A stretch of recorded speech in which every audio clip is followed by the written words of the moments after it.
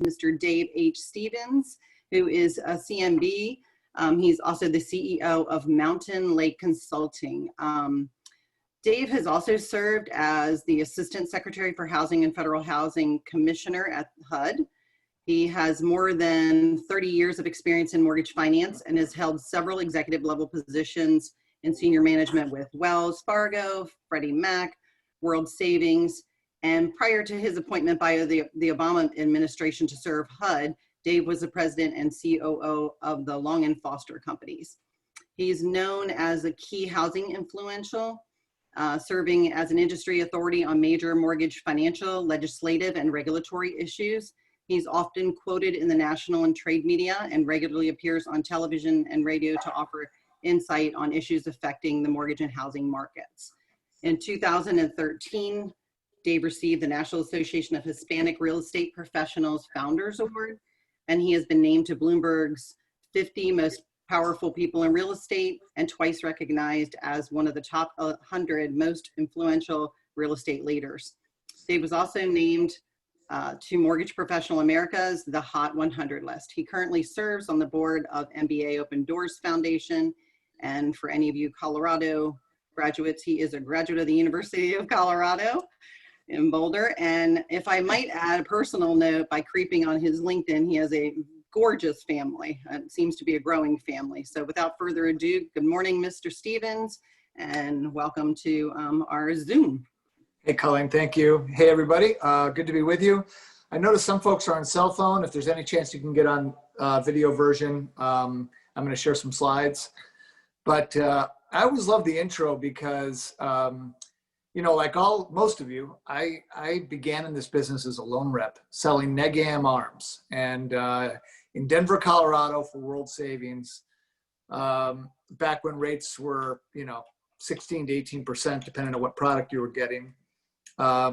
Somehow from that background, I made it through Senate confirmation, Secret Service background checks, and met with the president on a regular basis. How they let me in that room, I often wonder. But look, here we are today. And what I want to do is spend a few minutes talking about what's happening sort of as we think about the COVID virus, what may happen going forward, and how this affects our business and the economy. And I like doing these. I do them a lot because I think facts really matter. And a lot of us can get wrapped up in emotion or just pundits on TV or who write op-eds who may not be deeply steeped in fact. And so I'm going to pull data from a variety of economists, including Mike Fratantoni from the MBA, but Mark Zandi and others, because I want to paint a picture about where we are. So let's do that. Then we can get back and talk about the 50 basis point fee or whatever's on your mind as we go forward with the time that's left. So, yeah, so as was in my intro, I am now CEO of a company called Mountain Lake Consulting. I actually planned on retiring when I left the MBA. I think it's the vast majority of you know I have cancer and I've been fighting that for a number of years. And I was going to go play with my grandkids and kids and hang out on my lake and travel. Unfortunately, I got tapped into a few advisory roles, and I sit on a board of a New York Stock Exchange listed real estate investment trust. And I still work very actively in policy, and I continue to be in the media to poke at regulators that I think are doing a bad job, which is a great place to be because they can't raise my G fees and there's nothing they can do to really hurt me, so I can speak my mind. So that's where we are today. It's great to be with all of you guys.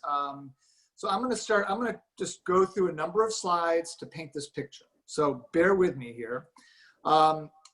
You know, this is what we're all looking at every day. What we thought was going to be a recovery as it seemed to be trending downward in May and June has been spiking upwards ever since. And the COVID cases are scaring everybody. And as we can all see from the most recent headlines, universities that opened are having to close again. And many of you are dealing with that if your kids are off in college, or maybe they've already come back, or maybe they haven't left yet, whatever condition they may be in. But even Notre Dame finally realized, despite announcements that they were going to play football, that they had to slow down their, on-campus activities. And, it surprises me because, of course, college kids are going to be responsible and not party with each other. But, God forbid, they ultimately did that. So that's where we're at. I don't mean to make humor of it, but I at some point, you got to have some sarcasm. This is from Mark Zandi, the chief economist for Moody's Analytics. Mark is one of the most highly regarded economists in the Beltway. He was John McCain's chief economist when McCain ran for president. But he's also with obviously the largest ratings agency in the world, and Mark speaks globally, so people listen to what he has to say. This is a recent deck of his, and what he's looking at is what happens with COVID. And I'll show you another one that juxtaposes the economy next to it. But as you can see, if you go to the blue line on the left, we peaked in the very beginning, then it started trailing down. Everybody thought it was great. Social distancing collapsed. People weren't wearing masks. They were partying on the beaches in Florida and Texas and elsewhere. And suddenly the cases started skyrocketing again. His forecast going forward is this, that we're going to reach stabilization. Stabilization will occur. It's still a terrible thing, right? We'll be leveling off at pretty high numbers of daily confirmed cases. But then it's going to start dropping down here pretty shortly. And that's because people are going to go, oh, wow, maybe we shouldn't have opened that quickly. Maybe our university shouldn't have opened that quickly. Man, maybe we should require mask wearing. I live full-time on a lake in Southern Virginia, Smith Mountain Lake. And I'm up in DC now, but I live in a lake in Southern Virginia. And in the early phases, the grocery stores weren't requiring masks. They were asking for it, and there were maybe half the store had masks on. Now they have people at the doors making people wear masks. That's how you get stabilization. So from Zandy's perspective, in terms of how the virus goes, well, it won't be a vaccine yet. We're going to have a stabilization. We're going to have accommodations occurring as people continue to clamp down on protections. Then a vaccine will come forward. At some point, it's going to get distributed, and we're into resolution. So that's sort of the general consensus view. By the way, I could show you about 8 different slides from 8 different economists, all showing the same sort of general trend. And so what does this mean for the economy? You can juxtapose these two. The spike up is the spike down in GDP. And so, don't think about the vaccine in terms of how it affects your economy directly, because the fact that we did reopen, even if it was reckless and endangered people, we ended up creating more economic activity, and thus we started going into a quick recovery. So the spike down in the second quarter, April, May, June, was followed by a spike up, which we're in right now in Q3, which is June, July, August. And that's what's showing the growth of the economy. Now it's leveling off because we don't have a vaccine and because there's still some irresponsibility, and some businesses are having to re-shut down again. But nevertheless, it's growing, and it's expected to keep growing as we look out into post-pandemic recovery once the vaccine begins to be distributed. But this view really is a juxtaposition of this, but this is related specifically to the economy. So let's look forward. So what does this mean about housing and the economy, specifically what you guys do for work? Excuse me, this is from Mitsubishi. I'm not going to go how I get their information, but they're what I view as the best global economist team. And they look at sovereigns from around the globe. This is one deck just on the United States. But I just want you to look at, I'm going to focus in on it. If you look at the top line, this is GDP forecast, and they're projecting that for full year 2020, we'll have a net 5% downcline in GDP. Mike Fratantoni has a little worse at the MBA, but pretty much the same single digit downward trend.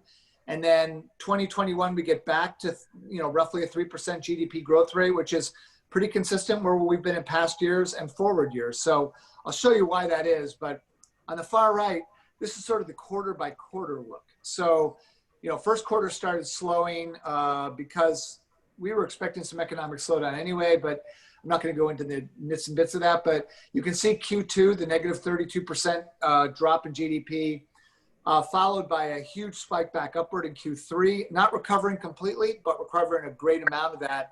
And then some ongoing stabilized growth beginning Q4. So that's their look. And I will tell you again, this is very consistent. I could show you a bunch of other slides given time. We can't go through that, and I would bore you all. But I also want you to look at the Mitsubishi forecast of federal funds target rate. And That's it, still Yellen, Jeremiah. Pardon me? Okay. So if you look at the forecast federal funds target rate, you see that the Fed funds rate is expected to remain very low for 2021-22 going forward, but rising no later than 2023. Mike Fratantoni thinks it's going to rise earlier. We can talk about some of that if there's time. So let's focus in on a couple of items. One, what's different about this pandemic versus the Great Recession you guys just went through? The 100-year recession that we just had 10 years ago, the second 100-year recession in a decade. The difference between this, which is the red line, and the Great Recession, which is the blue line was longer, it was more painful, it took a longer time to recover, and it was built on an unsustainable credit standard in the credit markets, primarily in mortgages, but it did spread across a variety of different markets. And that's what really took down the economy, plus terrible demographics. If you look at this economic downturn, we had an extraordinarily strong economy, as you see from the left side of the red line, but the spike was simply due to a virus. The impact to the economy was much worse. It was a sharper and deeper cut. The wound was much worse, but the recovery from that wound is going to be much quicker. And that's because the moment we have a vaccine in place, it's expected that a lot of what you guys are feeling already in the housing sector is going to spread to other sectors of the economy as we reemploy. Now, it's going to take a while, and there's going to be impacts to small businesses and to certain travel industries and entertainment industries, but we are going to see the recovery, and we're already seeing some of this now. The other thing that I think explains a lot of what you guys are seeing is, this is from the Federal Reserve of St. Louis. I don't know if any of you guys ever use FRED. It's a great resource from the Federal Reserve. You can get any kind of data you want. But this is one looking at unemployment rate. I only have June data. They haven't published July yet, but it'll be out shortly. But it's unemployment rate by educational attainment. And the point being here that this recession impact from COVID is not felt equally by all. So if you have a lower degree, if you're less degreed or have lower academic achievement, the unemployment rate is in the mid-teens. But if you have a bachelor's or higher, it's in the single digits. And the point for this slide, and there's a lot of ones I was going to use, but I figured this would be a good proxy, is it's not a universal truth, because there are folks that you've done loans for that have less than a high school diploma and bought a house. But as a mean, in terms of averages, you're going to have a higher propensity of bachelor's and graduate degrees in home ownership, and a higher propensity of less academic achievement in rental. And so why is the home market on fire? Because, frankly, particularly in the markets where you work, it's less impacted by COVID because more people are keeping their jobs through this pandemic, or at minimum, maybe half of the household is keeping their job, but they're able to get through this period of time. So, this is an interesting data point to look at. I'm going to show you a few more.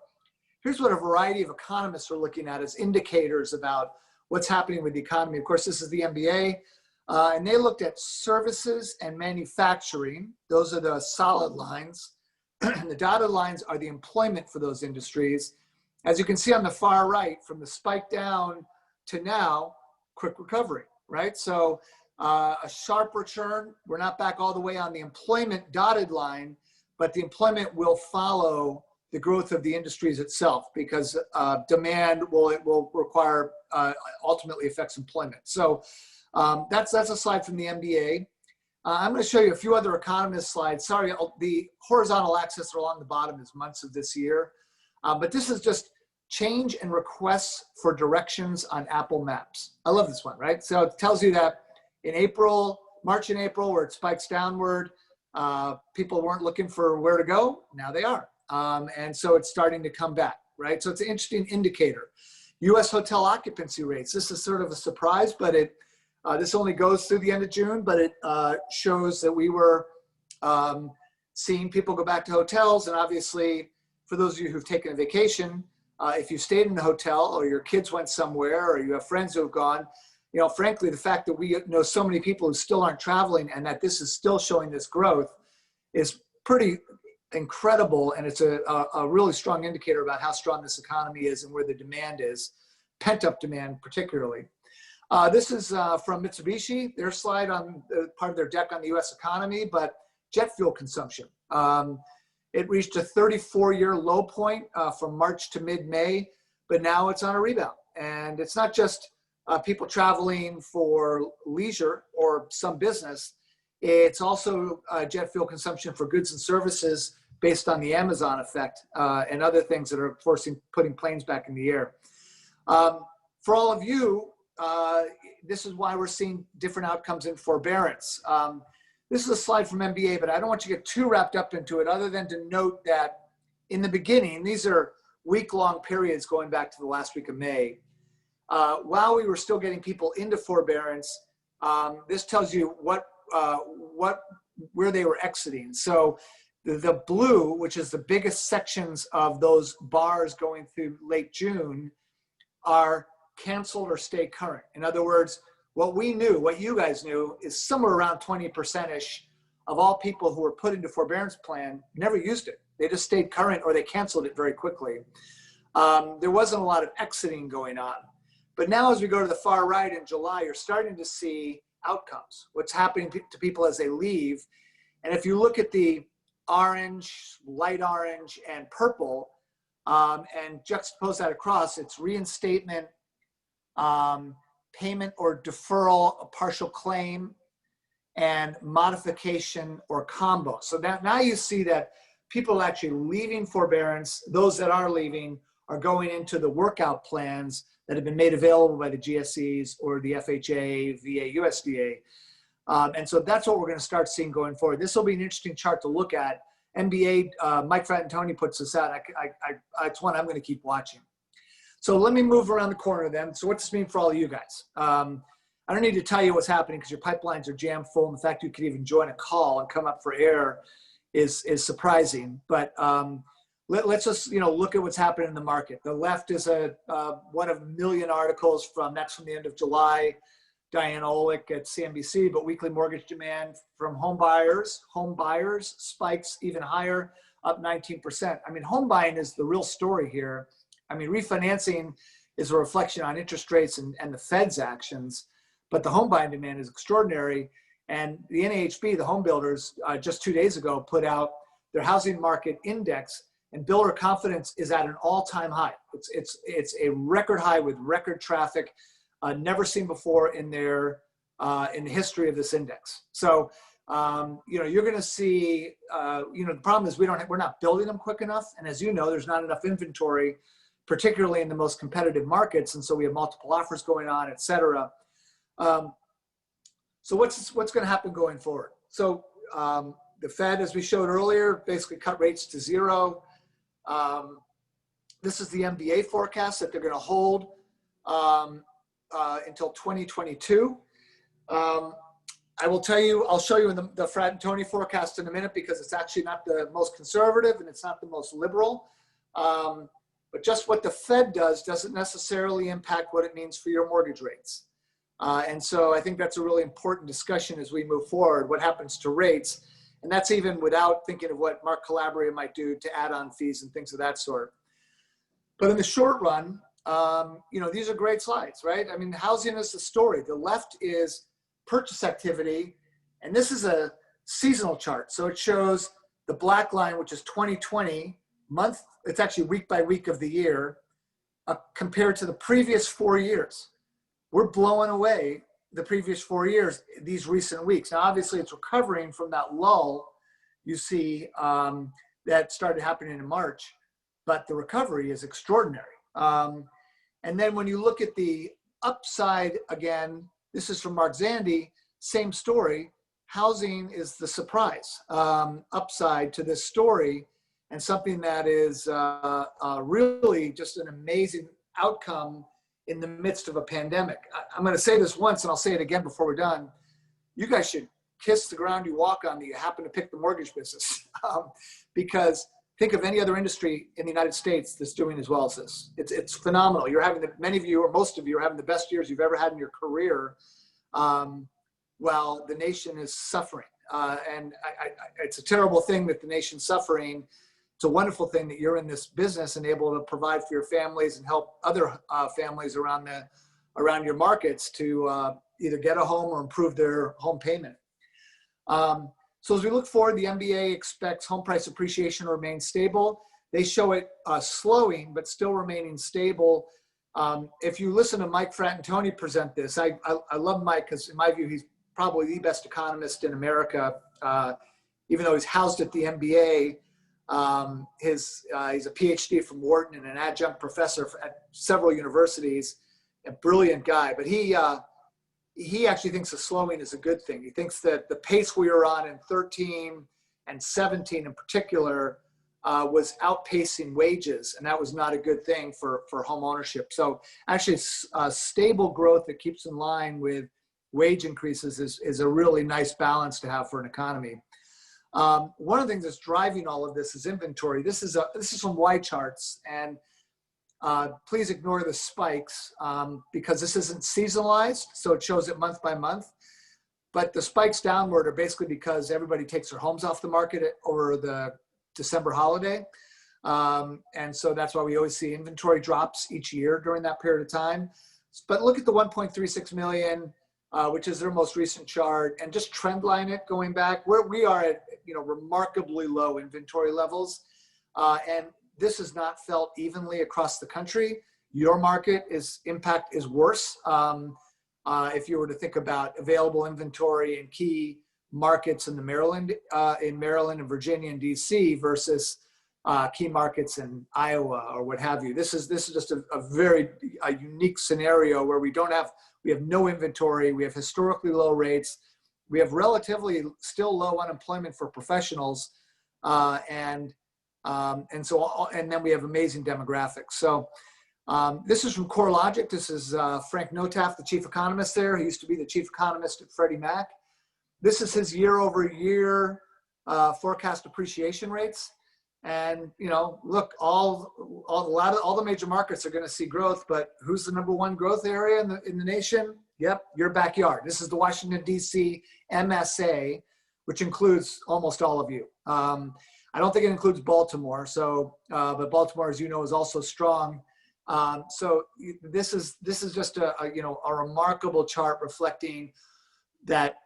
First of all, we have a lot of economic conditions which are driving your business, but you happen to be in perhaps the strongest of all markets, a lot of which is the source of employment in your markets is less volatile. I mean, we do have entertainment, we have small business like any marketplace would, hotels, et cetera, but we also have a huge military presence and government presence, which is more stable, and then a whole incredible volume of contractors that support those businesses. That's an example of what keeps our market more stable than other markets in the country. A lot of this stuff is great to show realtors, by the way, so I'm going to send this deck after I'm done. But as we think about what happens next, depending on the interest rate, you have a lot of refinanceable product. This is a great chart that shows by interest rate how much is refinanceable. Today at 3% roughly, there's 18.5 million refinanceable candidates in the country. If we head into the mid twos firmly, which is where I think we're going to end up, assuming again the FHFA doesn't drive rates higher arbitrarily, you guys are going to have a hell of a year for the rest of this year. And honestly, I think the first half of next year is going to be extraordinary. I'm almost done, guys, so I'll be ready to talk about whatever you want. So let's go to forecasting. And this one's really important because the MBA is right in the middle of Fannie and Freddie. Fannie's more aggressive.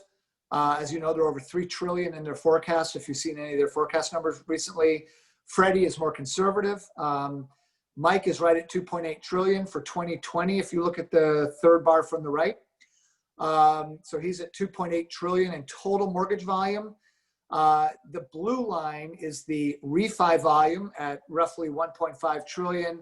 And then the red line is purchases at 1.3. The thing I want to highlight to you as you think about your planning is don't forget 2021 and 2022, because I believe Mike's right. I think rates are going to rise sometime early to mid next year, and that will result in the $700 billion loss in overall volume between this year and next year. Now, you guys are all saying, that's great, we're doing so well, we can afford $700 billion. I will argue that I think the industry is oversupplied and will be by the time the year is over, because everybody's hiring as many bodies as they can for this. And so when you look at this contraction, particularly, and it's all going to be driven by refis, because as you can see, the purchase line continues to grow. The degree by which certain members of this call today have done a better job maintaining and investing in their realtor and referral partner relationships, I think they'll be better off when the market shifts. So this is a make hay while the sun shines scenario. I'll just give you one of the couple of reasons why Mike believes rates are going to rise and why I agree with him as well. The Treasury last week auctioned off the biggest Treasury auction ever in US history. The amount of debt we're having to auction in order to cover the deficit and the interest payments on that deficit, a lot of it driven by COVID as of recent legislation, is extraordinary. And so you need buyers for that Treasury debt. If you don't have enough buyers, obviously prices will drop and yields will rise. So that's one area where you can see Treasuries rise. The other area is MBS, mortgages. The Fed has been the biggest buyer of mortgages in the world. They're still buying $40 billion a month of MBS. They're going to stop buying. They've already bought more mortgage-backed securities than they ever intended or want. And so as the economy begins to improve post-vaccine, they're going to start scaling back their MBS purchases. That'll create less demand, prices will drop, yields will rise. So one way or the other, you're going to have upward pressure on rates, whether it's inflation or simply because we lose our biggest buyer of mortgage-backed securities. One way or the other, there won't be the demand to suck up all that volume in the market. And that's why your rates are going to rise no matter what happens with Fed funds. So not terrible, right? $2 trillion a year is a good year. It's about equal to last year, better than some of the previous years. But there will be some right sizing that has to take place in the market. Okay, I'm on the last two slides. So hang in there. This is a really great slide. And I want you to recognize why this recession is different than the last one. So this is household formation. This data comes from the Harvard Joint Center for Housing Studies. And the red bars are growth in rental households formed in a year. The blue lines are changes in owner-occupied households formed in a year. And as you can see, if you go back to 07 and 08, that's when the Great Recession hit us, based on terrible credit being created through subprime and breathe on the mirror, negams, and more. That, along with terrible demographics, really crushed the market. And the demographics are bad because of as you can see in this chart, the only thing growing was rental housing. We were actually losing owner-occupied households. We were losing homeowners year after year after year. And in some cases, 600,000 homeowners lost in a year, not just because of the recession, just because this was the millennial generation. And I'll give you my example. In 07 and 08, I have 4 kids. My household was a household of one. I either had kids living in my house or in graduate school or in college. Today, they're all on their own. They all have their own homes and they all have jobs. And my oldest is on her second owner-occupied home. But that was the millennial generation back then. We were losing owner-occupied households. Go to the far right. Now we're gaining owner-occupied households at about $1.5 trillion, a trillion units per year. This is what's causing your housing shortage. But this demand, this millennial generation is now in their peak buying years. The biggest cohort of the millennial generation is going to reach 32 years old next year. And that's the peak buying year for home ownership. I compare this to the baby boom generation, of which I am, that drove the housing market for the last several decades. This is right in your front windshield, and it's coming at you big and strong, and you've got years more of home purchase demand that nobody can stop. No realtor can stop it, and you can't stop it. We're going to have extraordinary growth in that area. So in the end of the day, while all of us are looking at the shock and awe of the news, of the COVID growth rates, of colleges shutting down and wondering what's going to happen here, I just want you to reflect back to those first couple of slides that show that are an honest and credible look at where we are, and how we will recover and how quickly we will recover. And in the end of the day, math matters. You guys are in a world where you have historically low interest rates, you have terrible inventory levels, which is going to put upward pressure on home prices. We've got great demographics with millennials coming out in droves to buy homes, and pent-up demand from being locked in condos and apartments in downtown DC or Rockville or Bethesda or wherever they've been. And you've got geography, because you're in the best, you're one of the best markets in the United States from an economy standpoint and for housing. So I'll end with this. I'll shut this deck down. We can talk about anything you want, but I really believe that leaders are dealers in hope. I love this line from Napoleon. And all of you are leaders. People call you and say, what do you think? Real estate agents are dying for this stuff. I'll tell you that from my background, I've done Brian Buffini. I did his show, I don't know, a few weeks ago. That we had over 100,000 people on that show. I did one of these, a similar deck, not all as much about the forbearance and stuff, but I did one for Holly Worthington's Compass office in DC. Next thing you know, the Compass guys in New York at headquarters are asking me to do this for their whole company. Remax had me do this for their whole company nationwide. You guys can take this deck or parts of it and make it your own and go out and help your referral partners when you can come up for air, be more enthused about the business that they're in and how good it is to be buying a home in this market and how that will create long-term wealth. And they're going to remember you for it. So I think facts are a lot more valuable to us at times like this, given what we're seeing every day and the raw emotions that are being exposed on the airwaves and in the press. A lot of it, which is opinion-based and not fact-based. So I will stop there. Hope that's helpful. No, very helpful. Thank you so much. Do you want to unmute so they can ask questions, Amanda? Or do you have any questions in like the chat box, David?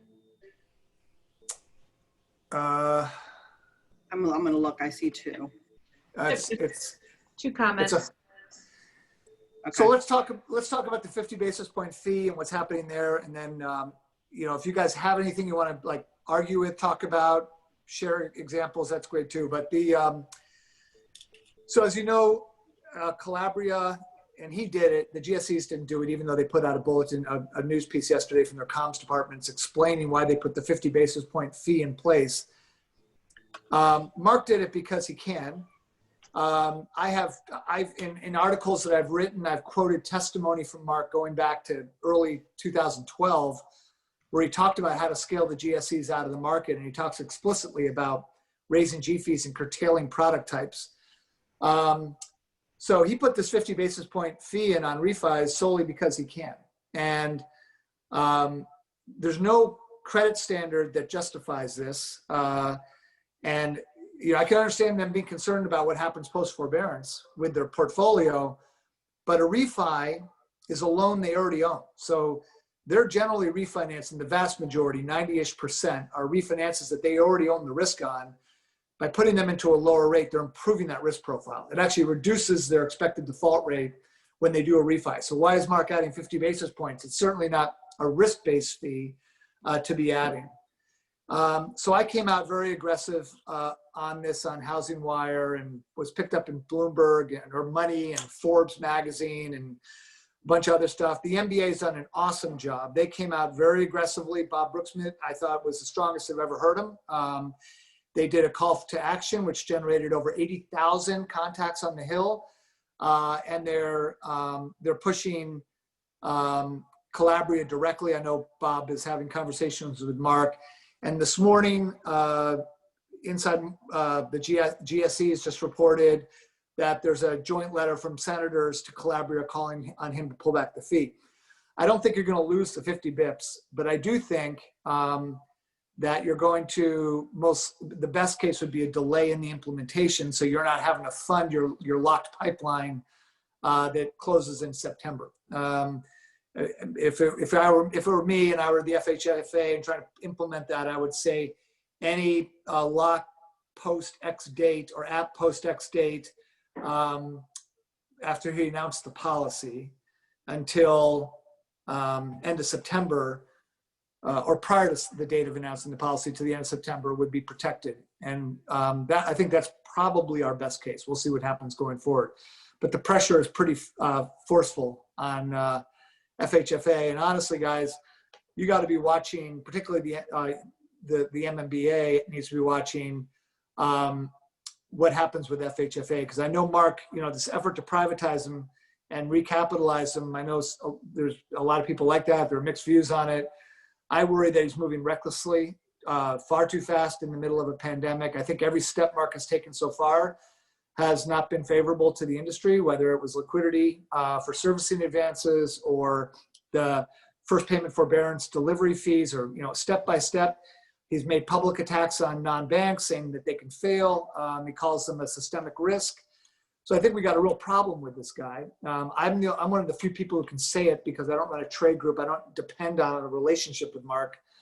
But for all of you, at some point, you're going to need to consider what you call for, because as he works quickly to exit these guys, I also think he's going to want to impact things like cash out refinances, 2-to-4s and other investment properties, second homes. These are things that he's talked openly about, believing that the GSE should not be doing. So just keep an eye out for them.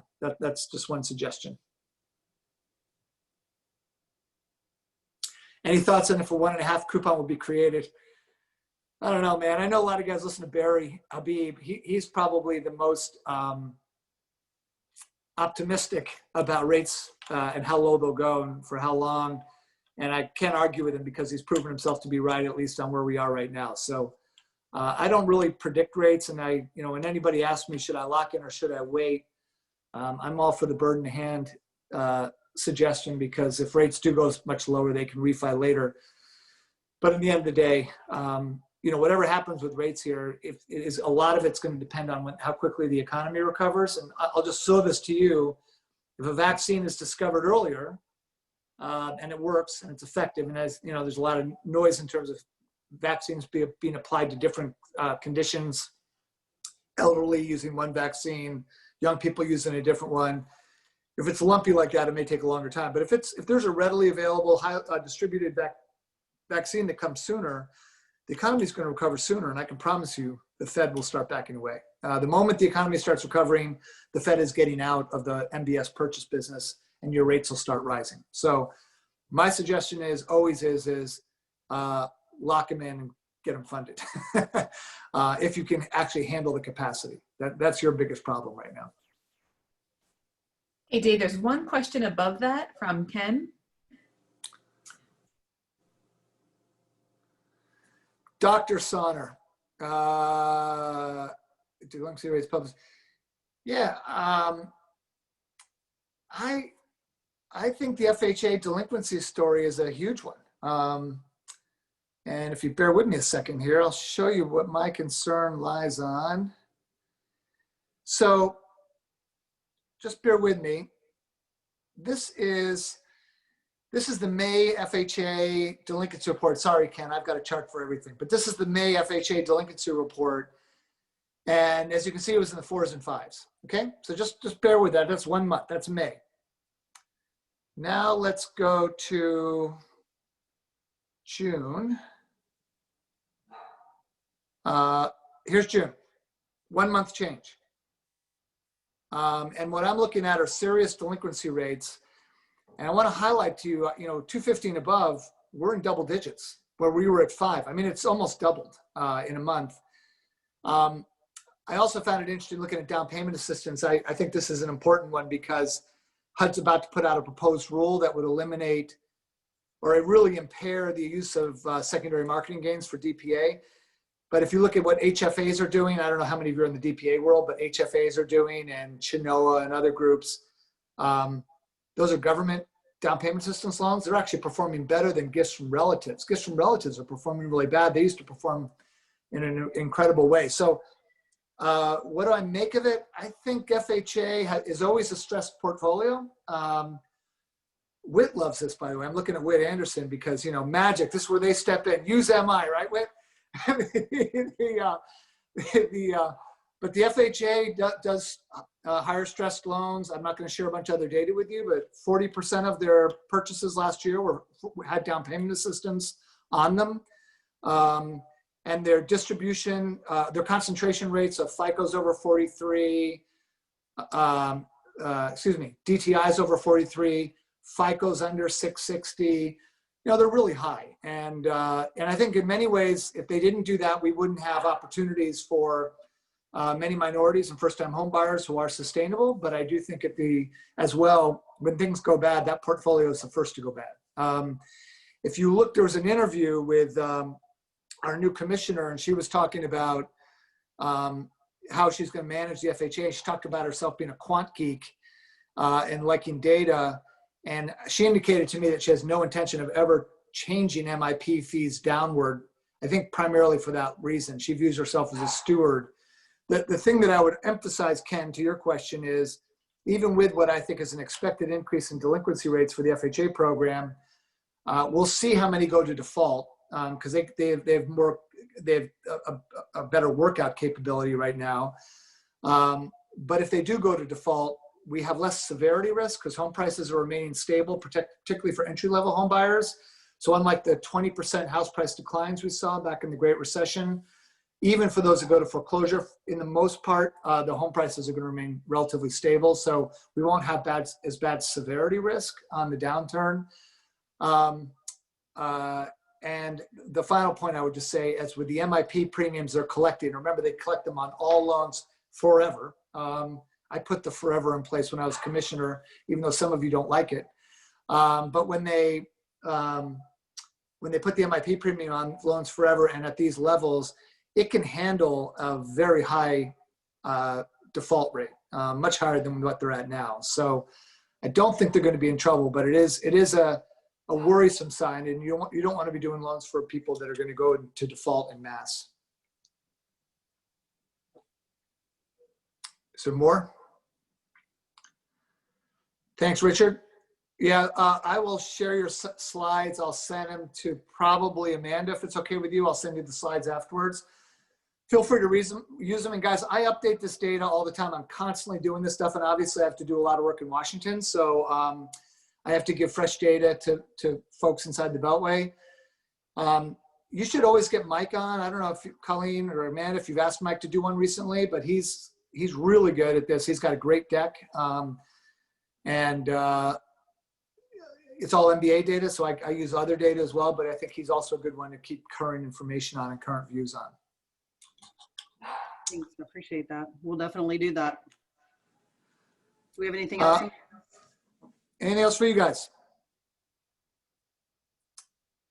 Thank you for being here today. We appreciate it. Look at Ken's question. What is it? Ken, what a bait trap that was. Here to comment on the election. Ooh. Actually, Dave, I was going to ask you that question too, but I didn't want to be that person. So thanks, Ken. Here's what I would say. And actually, I had Mike on. I moderated him for a thing just this last week. Any George Mason guys are on the phone. You were on that call probably. But here's how Mike puts it. And he actually referenced that it's what we both share the same view. There are benefits and disadvantages to either party being in control. With the Republican Party, you tend to get an erring towards less regulation.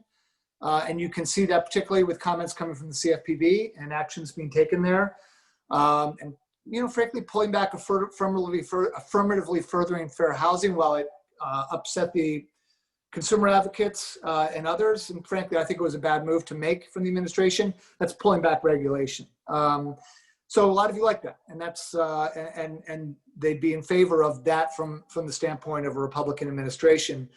The negative is you get folks like Calabria, who are libertarians, who have testified openly multiple times that they think the government should be out of housing finance. And